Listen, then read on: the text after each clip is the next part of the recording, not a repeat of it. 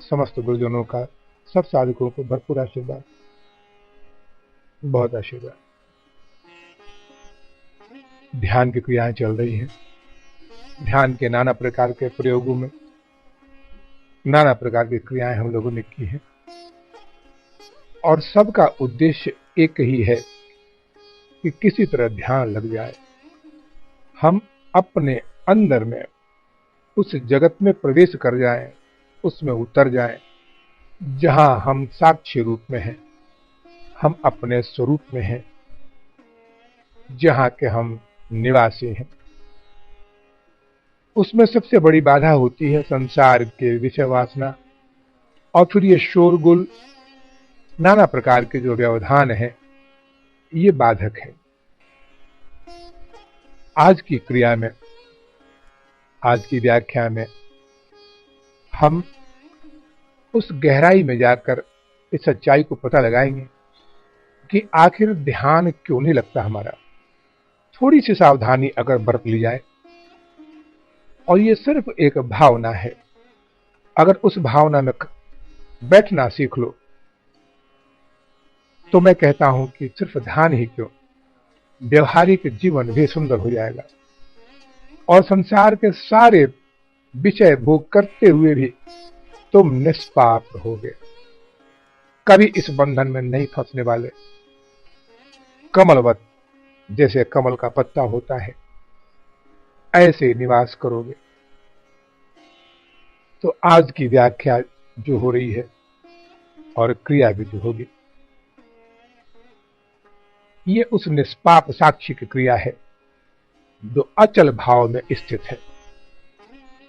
देखो, हमारी पहचान इस संसार में जो हमने बनाकर रखी है, वो है हमारे शरीर, मन, और इनके गुणों के अनुसार जो हम दिखते हैं, या फिर जो हम अपने आप को दिखाना चाहते हैं, वही हमारी पहचान सबके सामने रहती है, और सभी पहचानते भी हमको इसी रूप में,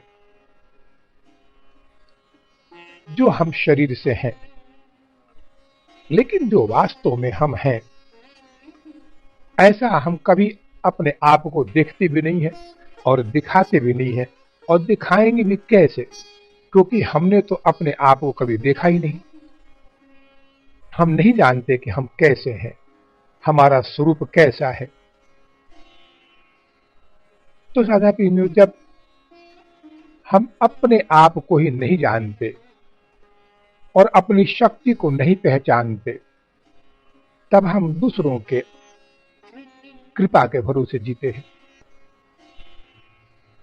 अब सवाल यह है कि कृपा भी कैसे होगी, क्योंकि दूसरों की कृपा सिर्फ 10% ही हमें मिल पाती है, और वो भी तब जब 90% हम अपने ऊपर कृपा करें, तब बाकी जो कृपा है सूक्ष्म जगत की, गुरुजनों की, ये तब मिलती है। तो साधापी में चाहे ईश्वर हो या गुरुजन हो, इनका एक ही उद्देश्य है कि तुम अपने आप को क्यों नहीं पहचानते। एक बार अंदर जाओ, पुकारो अब अंदर जाकर, मैं कौन हूं, को हम, और फिर देखो उत्तर मिलता है कि नहीं। लेकिन इसकी एक कला होती है, इसका एक तरीका होता है। तुम सांसारिक चीजों की प्राप्ति के लिए जब ईश्वर से पुकारते हो, तो तुम कहते हो कि ईश्वर तो सुनता नहीं है, और सुनकर भी वो हमारे ऊपर कृपा नहीं करता है। कैसे कृपा करेगा? इस चीज को जब तक समझोगे नहीं, तब तक ईश्वर को भी दोष दोगे, और फिर उन सबको दोषी मानोगे जो पुकारने के बाद भी कृपा नहीं करते हैं। जब अपनी शक्ति को नहीं पहचानते हो, तो दूसरे पर आश्रित हो जाते हो, जबकि ये सारी शक्ति तुम्हारे अंदर मौजूद है। हे साधना प्रेमी, ईश्वर भी तो किसी एक नियम के अनुसार संसार का संचालन करता है। ये सृष्टि का संचालन ईश्वर के किसी एक निश्चित नियम के अनुसार चलता है। लेकिन तुम चाहते हो कि परमात्मा अपने सृष्टि के उन नियमों को तोड़कर तुम पर कृपा करे। ऐसा वो नहीं कर सकता, क्योंकि उसका संसार के चलाने के पीछे, इस सृष्टि के संचालन के पीछे एक बहुत ही सुंदर उसका व्यवहार छिपा होता है। और कुछ नियम होते हैं, कुछ सिद्धांत हैं परमात्मा के, जो सब पर लागू है, क्योंकि सभी तो एक है उसके लिए। इसके लिए न ऊंच नीच है, न गरीब अमीर है, न कोई पराया है, सब उसके अंश हैं। भक्ति मार्ग में उसको पुत्र और पिता का रूप कह लो, तो सब तो हम वही हैं। तो जब हम ये कहते हैं परमात्मा से कि हे प्रभु, सृष्टि के संचालन के तुम्हारे नियम अपनी जगह रखो, हमारे ऊपर संसार की प्राप्ति, विषय भोग, धन को लेकर हमारे ऊपर विशेष कृपा कर दो, तो परमात्मा कहता है कि नहीं, मैं सृष्टि के नियम को नहीं बदल सकता, हाँ इतनी कृपा कर सकता हूं कि तुम्हारी दृष्टि को बदल सकता हूं।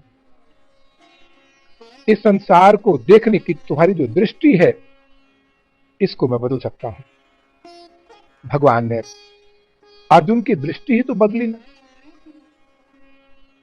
कोई परिस्थिति नहीं बदली भगवान ने, युद्ध भी नहीं बदला, परिस्थितियां नहीं बदली, कुछ नहीं बदला। कहा कि ये तुम्हारा पुरुषार्थ है अर्जुन, तुमको युद्ध करना पड़ेगा, युद्ध करना तुम्हारा धर्म है, तुम क्षत्रिय हो।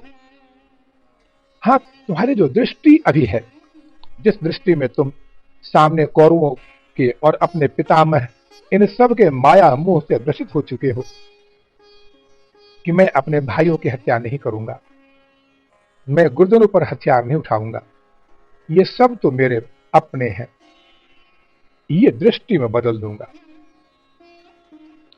तो परमात्मा सृष्टि नहीं बदलते, दृष्टि बदलते हैं।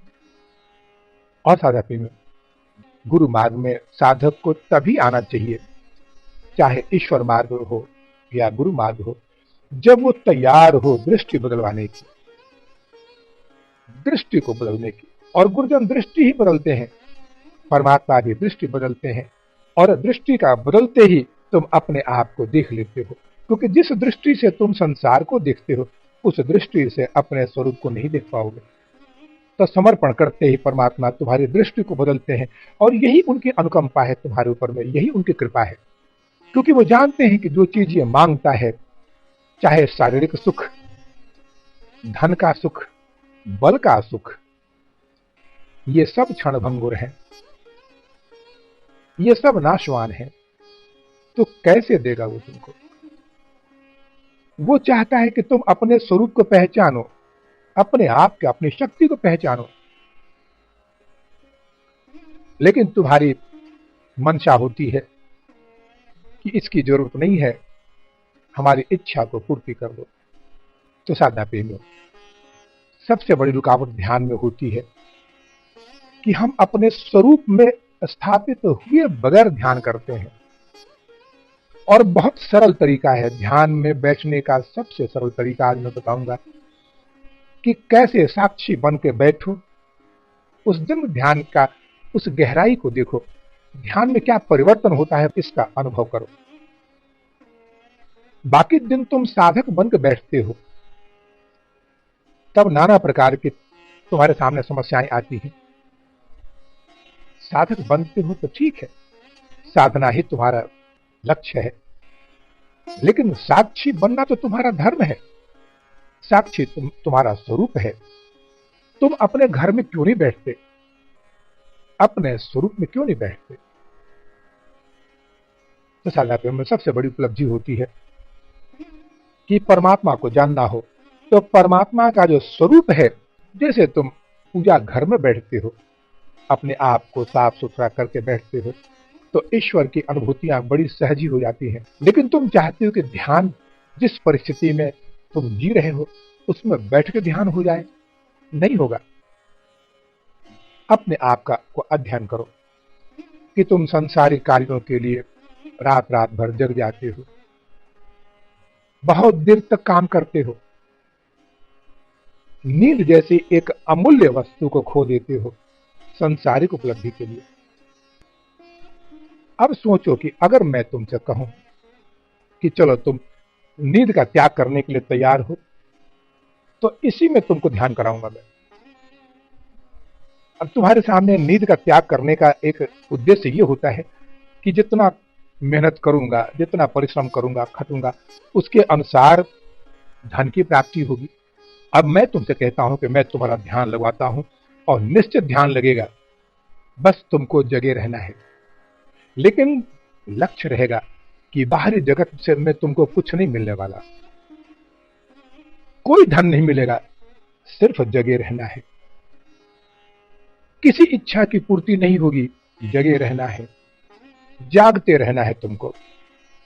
उपलब्धि की बात दूर है, इच्छा भी मत करना, भूल कर भी मत करना इच्छा, बस सिर्फ जागते रहना है और उस जागते रहने की अवस्था में अपने आप को देखना है।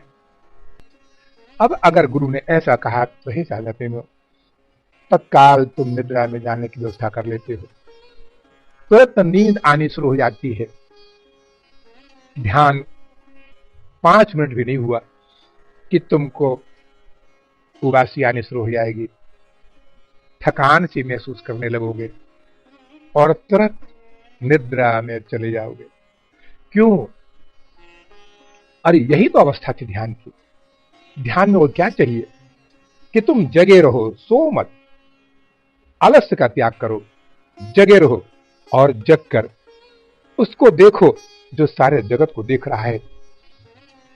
तुम्हारी इन झरोखों में बैठा हुआ जो तुम्हारा स्वरूप है, जो साक्षी है, जो सारे जगत को देख रहा है, वो तुमको भी देख रहा है, तुम्हारे उस जीव भाव को देख रहा है वो। इसको देखो, बस इतना, सिर्फ इतना ही करना है तुमको। लेकिन तुम ध्यान की उपलब्धि को उपलब्धि नहीं मानते, इसको लाभ नहीं मानते, तुम सांसारिक लाभ को ही लाभ मानते हो। लेकिन अंदर की इस दिव्य उपलब्धि को तुम किसी श्रेणी में नहीं रखते, इसको लाभ नहीं मानते, तो मन कभी लगेगा नहीं उसमें।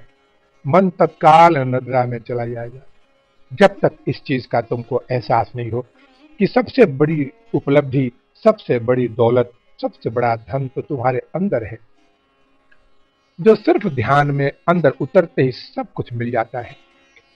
और ईश्वर और गुरुजन भी चाहते हैं कि तुम अपने आप को दूसरों की कृपा के अधीन न रखो,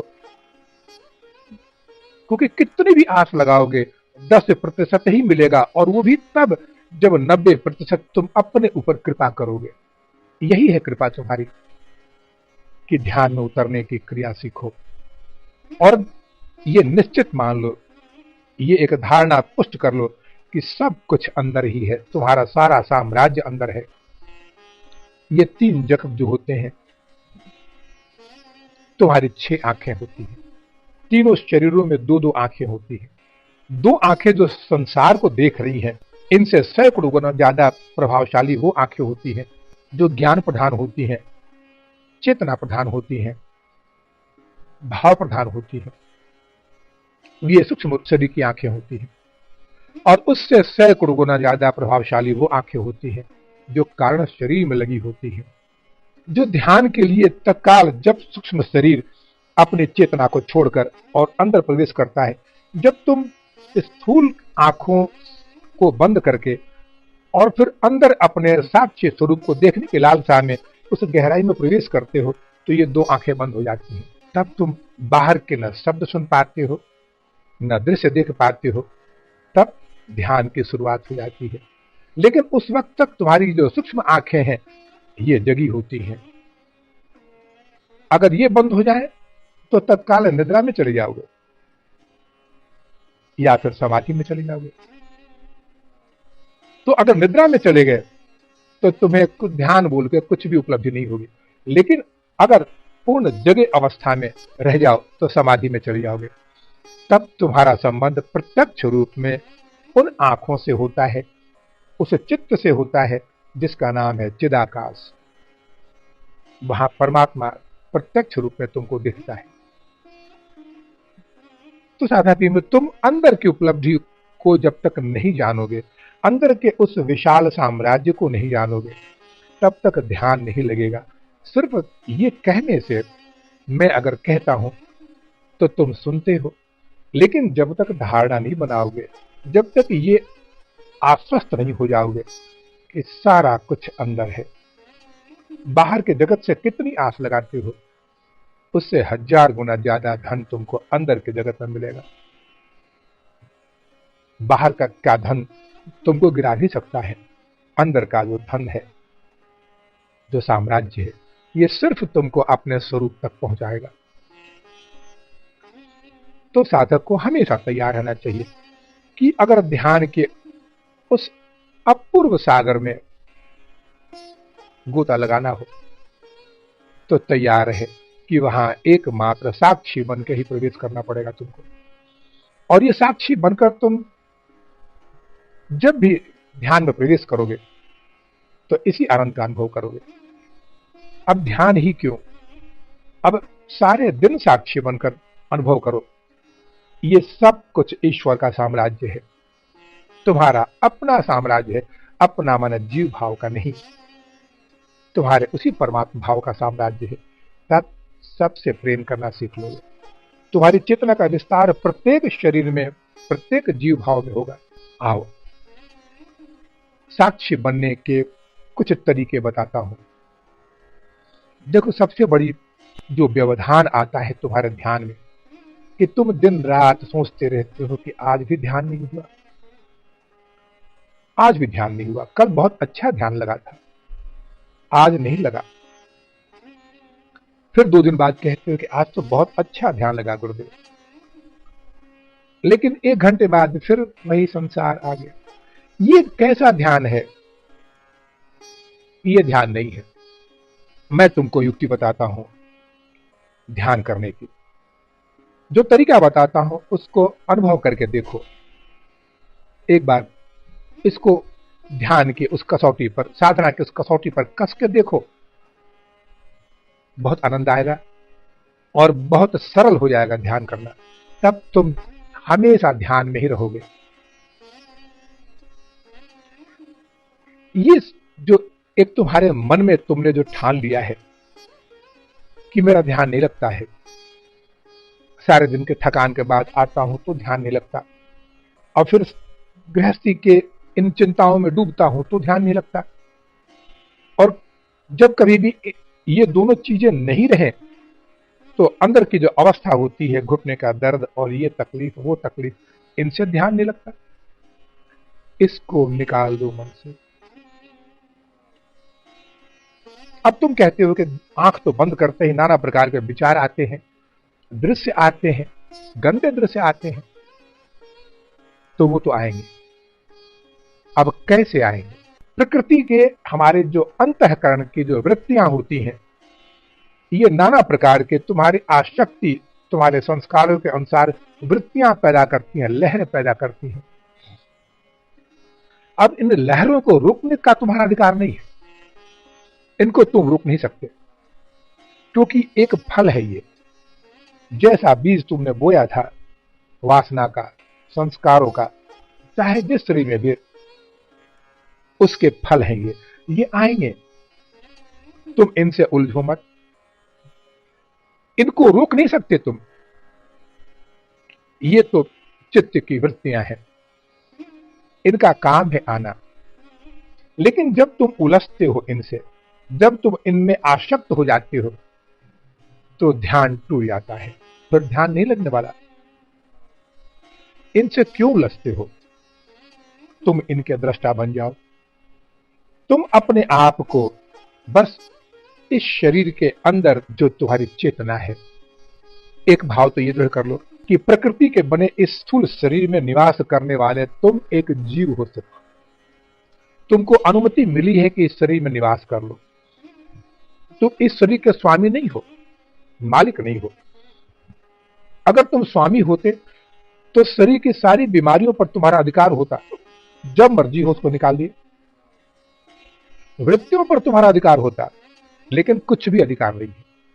भूख प्यास पर भी अधिकार नहीं है तुम्हारा, तो काहे के स्वामी? तो तुम स्थूल शरीर में निवास करने वाले एक जीव हो, जिसकी एक सीमित सीमा है शक्ति की। तुम असीम नहीं हो, तुम ससीम हो। जब तुम्हारे अंदर में वृत्तियां उत्पन्न होती हैं तो ये निकलेंगी बाहर। अब तुम साक्षी बन के देखो इनको, तुम अनुभव करो कि मैं इस शरीर में निवास करने वाला एक ऐसी आत्मा हूं जो निर्लिप्त है, जो सिर्फ दृष्टा है। मेरा ही जो जीव भाव है ये कर्ता भोगता है, इससे मेरा कोई संबंध नहीं है।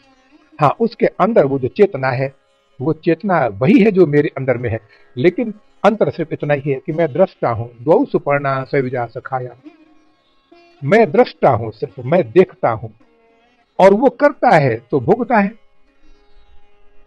मैं न करता हूं न भोगता हूं, मैं सिर्फ देखता हूं, मैं दृष्टा हूं। तो कल्पना करो कि तुम जीव के जो इस स्थूल शरीर में जीव निवास करता है, यानी जो तुम निवास करते हो, उसके अंदर निवास करने वाला साक्षी है। साक्षी तुमको दिखता है, लेकिन तुम साक्षी को नहीं देखते। यही सारे जितने भी जो कारण है ध्यान नहीं लगने के, उसका मूल सिद्धांत यही है कि तुम साक्षी बन के नहीं बैठते हो। साक्षी अपनी जगह पर है, ये साक्षी तुम हो, वही साक्षी तुम हो जो सबको देखने वाला है। लेकिन तुमको उसमें रुचि नहीं है, क्योंकि उसमें कर्म नहीं है। जब कर्म नहीं है तो भोग भी नहीं है, तो वो अति निर्मल है, अति शुद्ध है और सिर्फ आनंद का भोगता है। लेकिन तुम कर्म करते हो और कर्म फल पर तुम निर्भर हो, इसलिए तुम सुख दुख के भोगता हो। तो साक्षी बनो।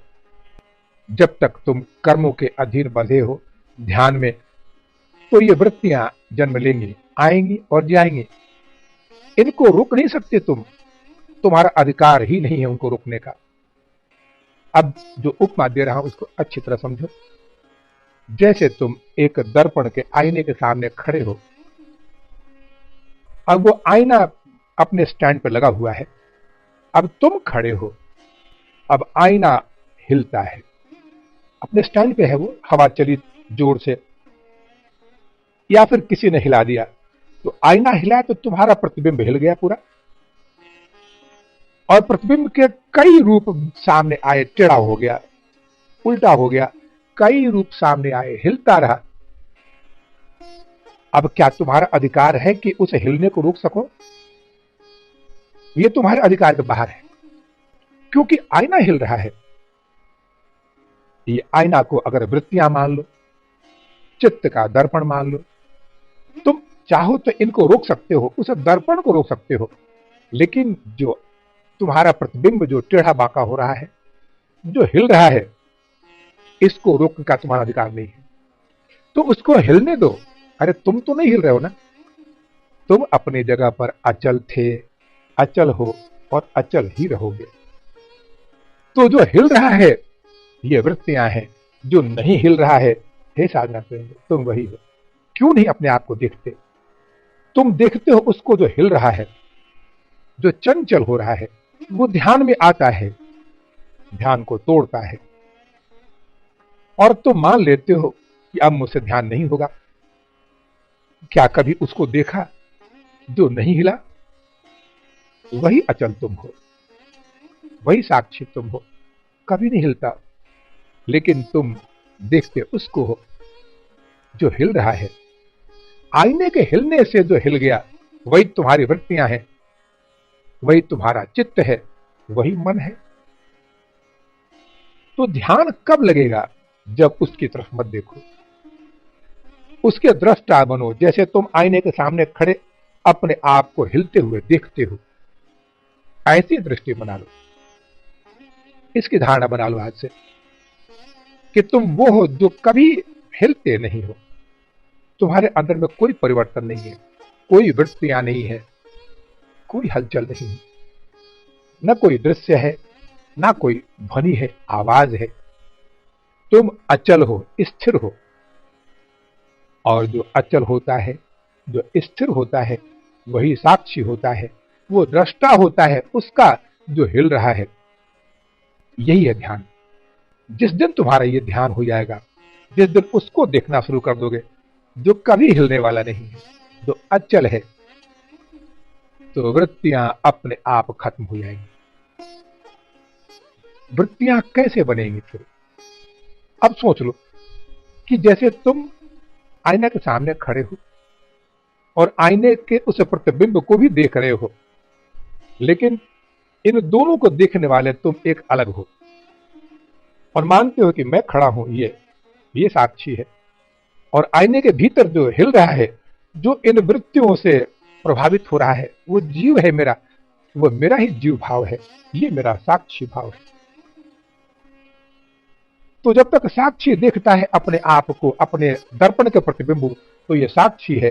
और जो तीसरा बैठ के देख रहा है दोनों को, साक्षी को और उस जीव को, वही परमात्मा है, वही अखंड रस है, वही बिंदु रस है। तो जब ध्यान तुम्हारा इतना प्रगाढ़ हो जाएगा, तभी तुमको अपने आप अपना दर्शन हो जाएगा। तो सबसे बड़ी चीज है कि उसको न देखो जो बदल रहा है, उसको न देखो जो आईने के हिलने से हिल रहा है। देखो, हिल वो भी नहीं रहा है। अगर आईने के सामने खड़ा वाला व्यक्ति नहीं हिल रहा है, तो उसका प्रतिबिंब भी नहीं हिल रहा है, लेकिन तो क्या हिल रहा है? आईना हिल रहा है।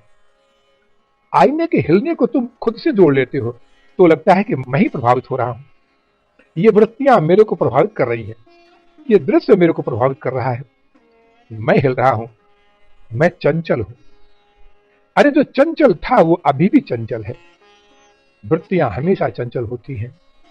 वृत्तियां आज तक न कभी शांत हुई हैं, न होंगी। वृत्तियों का काम ही है चंचल होना। मन न कभी शांत हुआ है, न होगा। लेकिन यही मन जब स्थिर हो जाएगा तो साक्षी बन जाएगा। लेकिन जब साक्षी बनने के पहले तक वो मन था जो कभी शांत नहीं हो सकता। मर जाएगा तो मरने के बाद में उसी का नाम हो जाएगा साक्षी, और ये साक्षी ही परमात्मा है। तो मन ही परमात्मा है। लेकिन जब तक उसका नाम, उसकी संज्ञा मन है, तब तक वो परमात्मा के मार्ग में बाधक है। तो जो बाधाएं उत्पन्न करता है मन, वो क्यों बनते हो? तुम उसके दृष्टा बन जाओ, फिर देखो अपने आप को, यही तुम हो। तो साधना में जो स्थिर है वो तुम हो,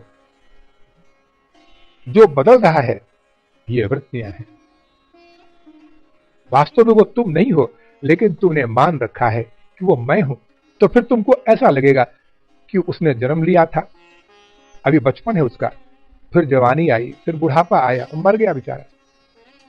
तो वो मर रहा है क्योंकि वृत्तियों से घिरा हुआ है, लेकिन वास्तव में न कोई मरता है न जन्म लेता है। वही तुम इधर इस पार वाले हो, वो वही तुम हो। जिस दिन ये ध्यान तुम्हारा प्रगाढ़ हो जाएगा, उस दिन प्रत्यक्ष दिख जाएगा कि जो जन्म लेने वाला जो मेरा स्वरूप था वो कौन था, और जो करोड़ों वर्षों से अजन्मा है, अनादि है, अनंत है, जो कभी बदला ही नहीं है, वही मैं है। अरे सारा संसार तो वृत्तियों का ही खेल है। ये सारी लीला वृत्तियों की लीला है। वृत्तियों से संसार बनता है और वृत्तियां ही स्वयं ही संसार को लील जाती हैं, भस्म कर देती हैं। ये सारा चीज वृत्तियों का खेल है। अब जब वृत्तियां शांत होती हैं तो तुम कहते हो कि गुरुदेव आज तो बहुत अच्छा लगा, आज तो ध्यान में डूब चुका था मैं, बहुत अच्छा लगा, सुबह का बहुत अच्छा ध्यान था, लेकिन फिर शाम को नहीं ध्यान हुआ। ध्यान जो सुबह का बहुत अच्छा था, अरे क्या ध्यान था? ध्यान का वो ऐसी चीज है जो सुबह में लगती है और फिर टूट जाए और फिर शाम को न लगे, वो ध्यान नहीं है, ये एक छलावा है। तुम कभी इस चीज को मत कहना कि ध्यान कल अच्छा था आज नहीं लगा। वो ध्यान नहीं था, वो भी वृत्तियां थी। जो वृत्तियां संसार को जन्म देती हैं, वो कुछ देर के लिए तुमको, जब संसार हटता है कुछ देर के लिए, जब मन विचारों से शून्य होता है कुछ देर के लिए, तो जो अवस्था होती है वो भी एक वृत्ति है, वो ध्यान नहीं है। लेकिन तुम मान लेते हो कि ये ध्यान है। जो बदल जाए वो ध्यान नहीं है, जो अचल हो जाए, जो तुमको अपने स्वरूप में बैठा दे, वही ध्यान है। वो कभी नहीं बदलता। एक बार ध्यान लग जाए तो इसके बाद तुम फिर ध्यान से उठ के संसार में अपना व्यवहार करो। व्यवहार के लिए नहीं रुकता ध्यान, लेकिन ध्यान कभी टूटेगा नहीं। जैसे सपने लगातार चलते हैं, तुम जग जाते हो और तुमने कह दिया कि मैंने सपना मेरा खत्म हो गया, क्योंकि प्रातः काल हो गई है, सपना कभी खत्म नहीं होता है। हाँ, तुम बिस्तरे से उठ गए, तुम्हारा संबंध सपनों की उस कड़ी से टूट गया। इसके बाद फिर जब रात को सोओगे तो वही सपने का अगला भाग तुमको दिखाई पड़ेगा जो अब चल रहा था। बीच का जो सपना था उससे तुम्हारा संबंध टूट गया। ऐसे ही है, तो जो टूट जाए वो ध्यान नहीं है, जो अचल रहे वही ध्यान है। और अचल तभी होता है जब अपने स्वरूप में लौटो, अपने स्वरूप में बैठकर देखो। ध्यान में कोई बात नहीं है, मंत्र चले नहीं चले कोई बात नहीं है, सिर्फ देखना तुम्हारा काम है। उन वृत्तियों का, अगर वृत्तियां आती हैं तो इनके साक्षी बन जाओ, उनसे खेलो मत। अगर तुमने उसमें रुचि पैदा कर दी तो बहुत गंदे दृश्यों को दिखला देगा वो। बहुत गंदे गंदे दृश्य आते हैं जो बर्दाश्त नहीं कर पाओगे।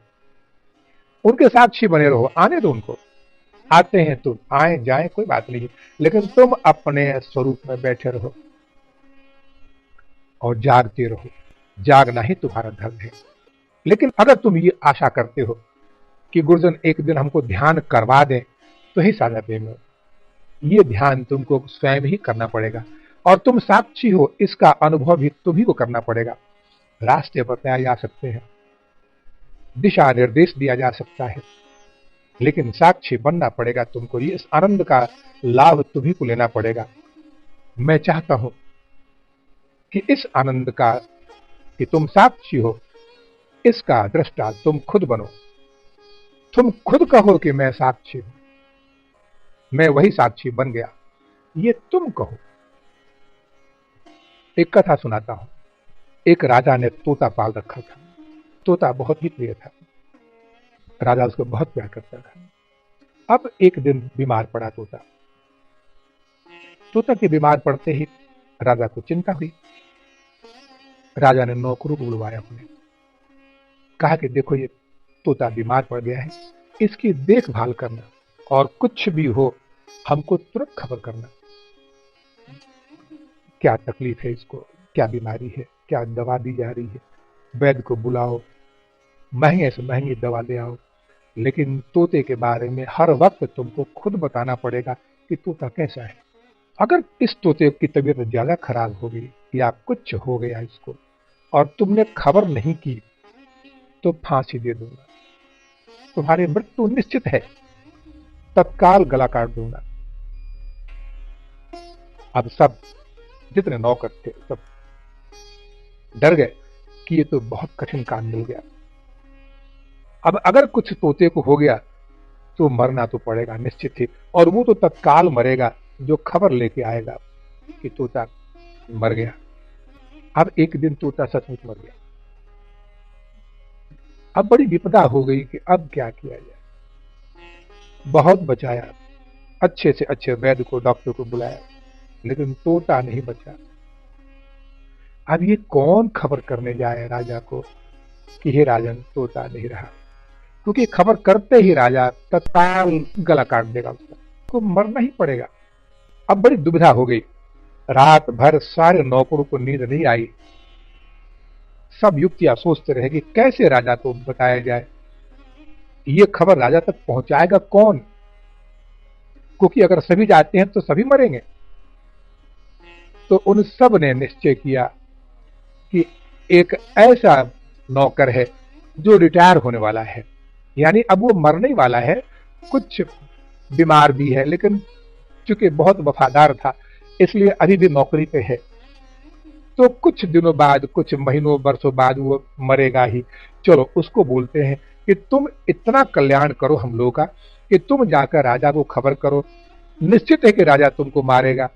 तो इतना एक बलिदान, इसको इस रूप में करना कि परोपकार के लिए तुमने खुद का बलिदान किया और तुम्हारे परिवार को हम लोग सब कुछ दे देंगे, वैसे भी तुम मरने वाले हो।